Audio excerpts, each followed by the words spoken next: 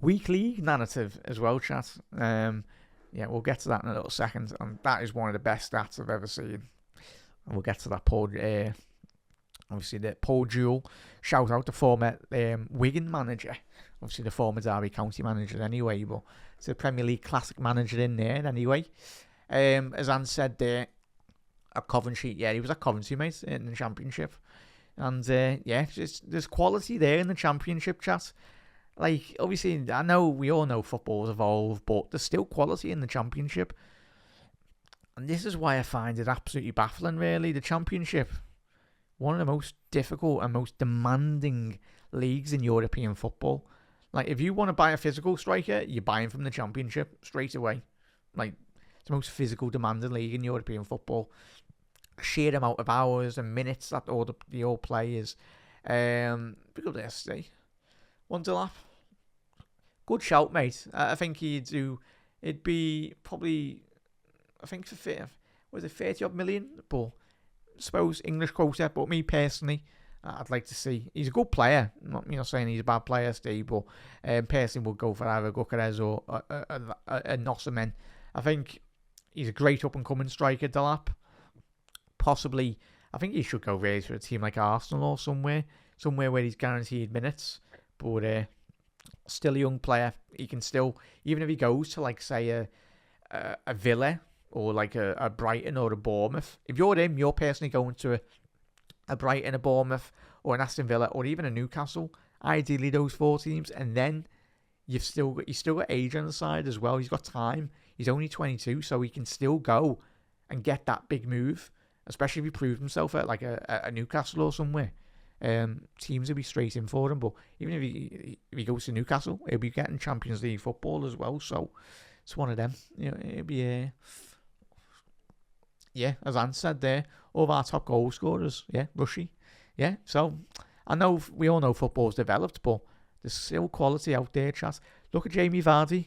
He started late in his career. I know we know how much money's like in football swirling around, and it's like the amount of like fan pressure. Like, say if you brought, like, I know we bought Ben Davies from the Championship, and Jurgen had to go anyway, and he didn't even play him, and you can understand. But like, there's some gems out there in the Championship. I'm telling you that now. But yeah, I think Gyökeres is a prime example, as Anne said there, Rushy, and all the other legendary Liverpool forwards. There's plenty of them anyway. But I know it was a different world down then. But I'm telling you, there's probably a lot of players that have never really got an opportunity that really didn't hit the peak. But it's all down to big up. A lot of football is all about luck, really, getting scouted at the right time and getting the opportunity. But yeah, chat, one of the last closing points as well anyway.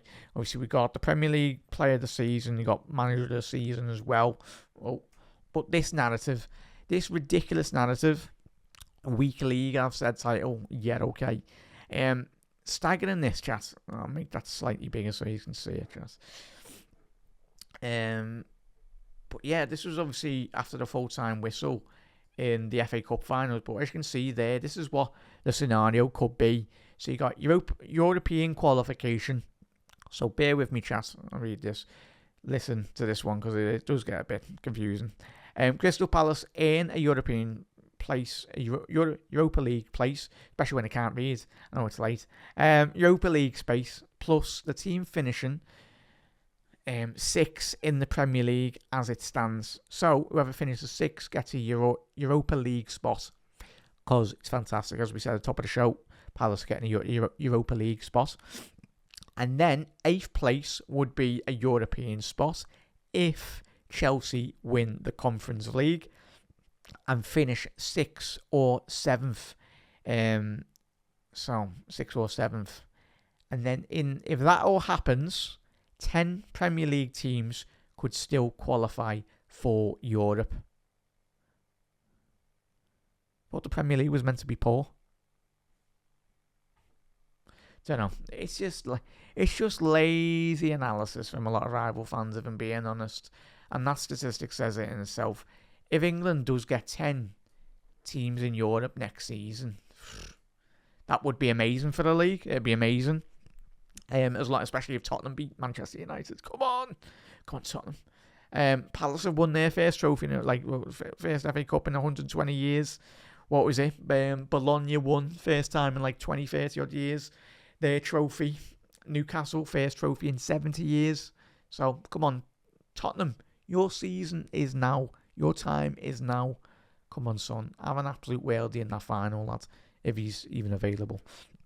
And then this fantastic stat, one of the statistics of the season. Get on this if you missed this one. It's from The Athletic.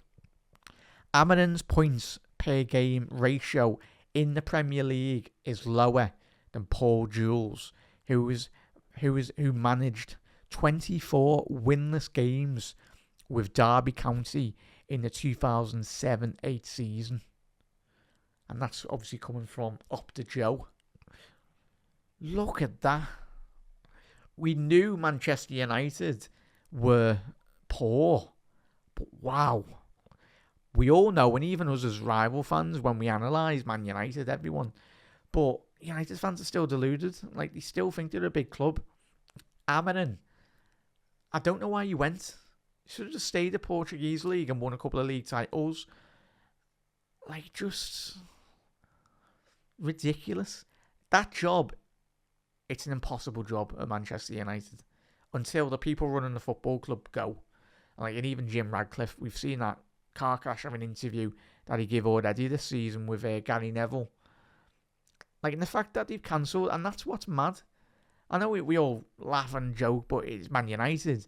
But the main thing, what you can't do at any football club is you've cancelled all the tickets for some of the United people, the people in the background of what helped run Manchester United. But if anyone done that at any football club, it just goes against just the morals of running a football club. I'm surprised. If I'm one of those United players, I'm buying all those the people in the background that help Man United tick, or if I'm one of their players, especially Bruno Fernandes, all the money they earn, all those players should be chipping in and paying for accommodation and flights. But still, United are about 10, 15 years away from being any form of competitive in the Premier League.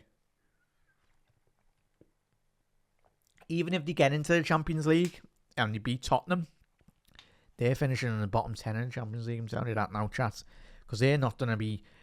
They'll be lulled into a false sense of we're back. It's no. You just got lucky because obviously in the Europa League now, as we know, the teams in the Champions League that get knocked out don't go into the Europa League. That's why I think Palace might win the Europa League next season, especially obviously Oliver Glasner winning it already with Frankfurt prior to his move to Palace. So that's a staggering statistic, by the way, chat.